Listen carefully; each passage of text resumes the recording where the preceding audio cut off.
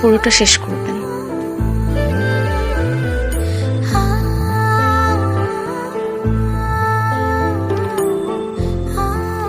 Half glass. আলহামদুলিল্লাহ।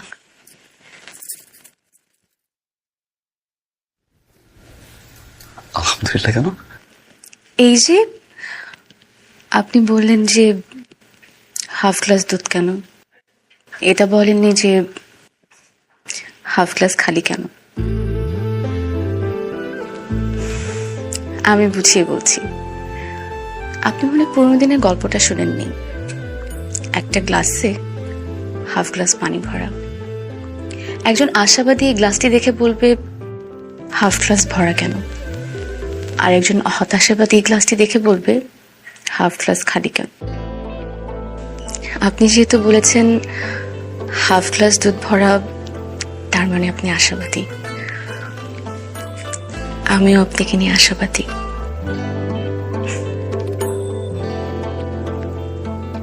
আমি আশাবাদী নাকি হতাশাবাদী এটা দেখার জন্য আপনি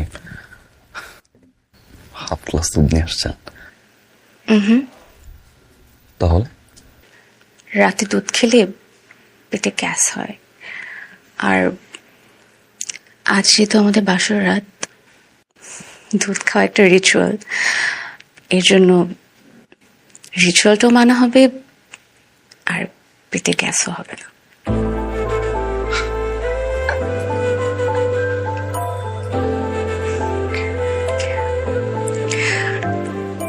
এই রুম থেকে তো খুব সুন্দর জ্যোৎস্নার আলো দেখা যায়।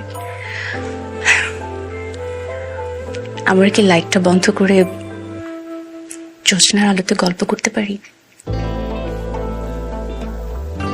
জি পারে। আপনি বসুন, আমি এটা রেখে আসি।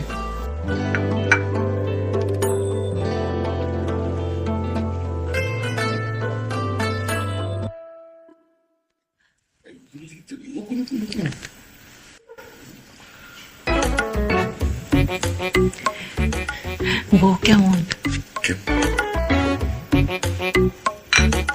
মাশাআল্লাহ।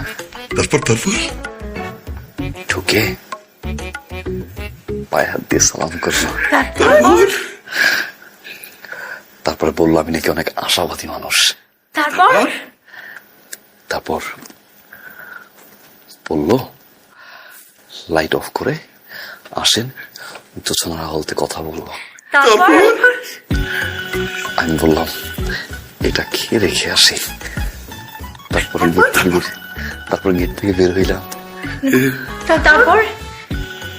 তারপর তো এখান দাঁড়িয়ে কথা বলতেছি। আমার যদি একটু রাখ না।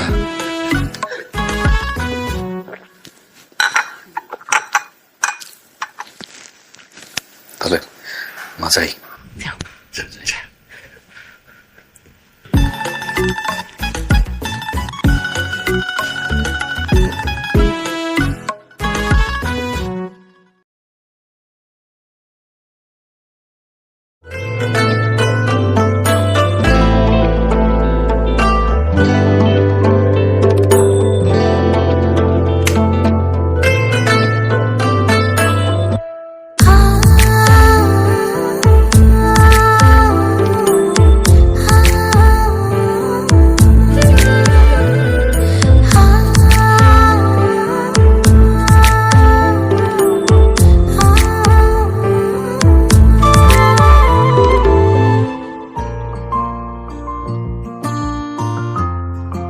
বৌমা, তুমিও বসে যাও। আমি পরে বসছি মা, আমি আপনাদেরকে বেড়ে দিচ্ছি। জিসান কই রে, খেতে আয়।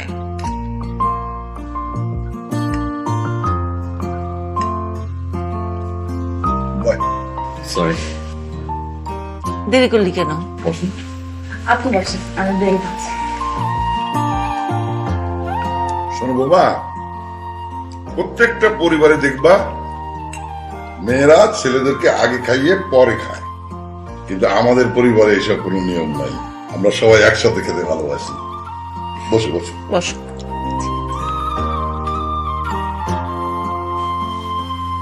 জি বাবা, থ্যাংক ইউ।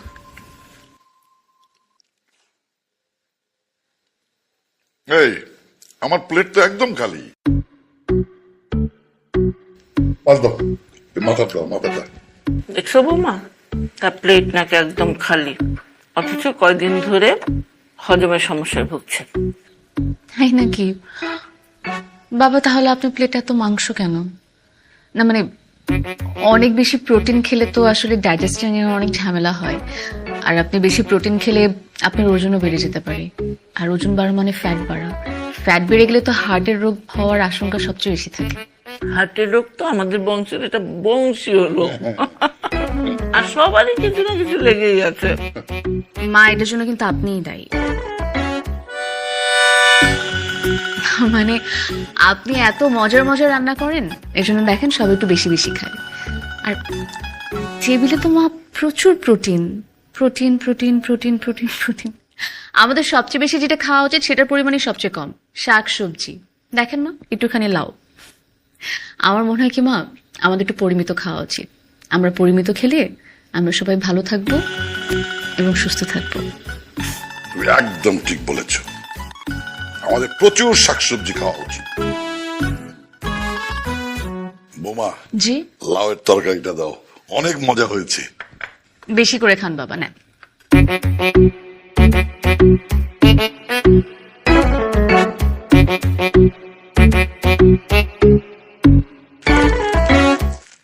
কত সুন্দর এই শাড়িটা ভাবি। ওইটা দেখি, ওইটা দেখ, এইটা তো আরো সুন্দর। এই জন্যই তো বলি মেয়েরা বিয়ে করে কেন, এত এত শাড়ি পাওয়ার জন্য। শোনো মেয়ের কথা, মেয়েরা নাকি বিয়ে করে এত এত শাড়ি পাওয়ার জন্য। একটা কাজ করি জুথি, তোমার একটা বিয়ের ব্যবস্থা করে ফেলি।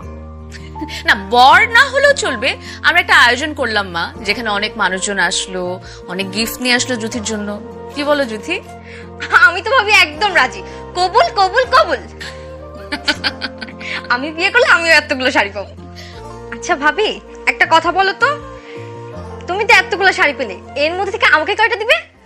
একটাও না।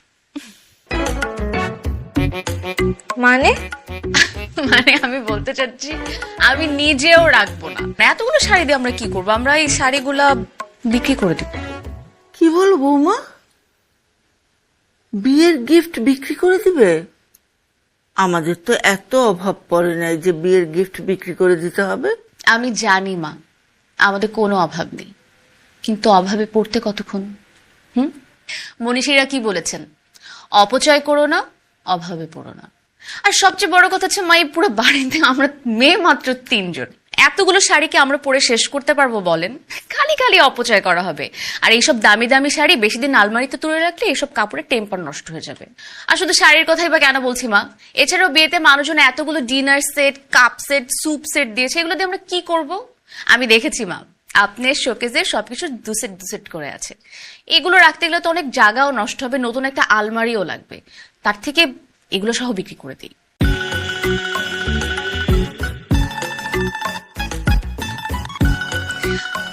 যদি আমরা বিক্রি করতে না চাই, আরেকটা কাজ করতে পারি মা, আমরা না বিক্রি করে আমরা এগুলো সুন্দর মতো যেভাবে প্যাকেটে আছে এভাবে রেখে দিই।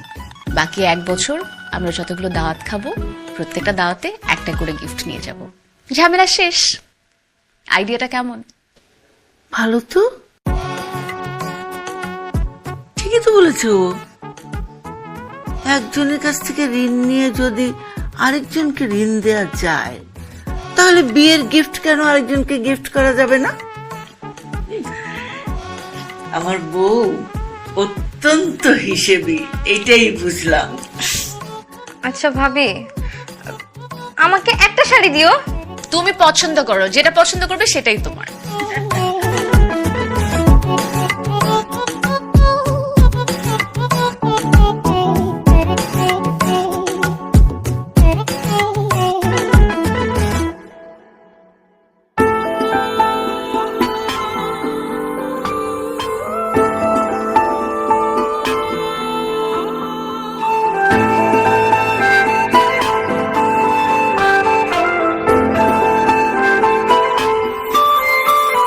আমি তোমার প্রেমে আছি বেঁচে, তোমার প্রেমে মরে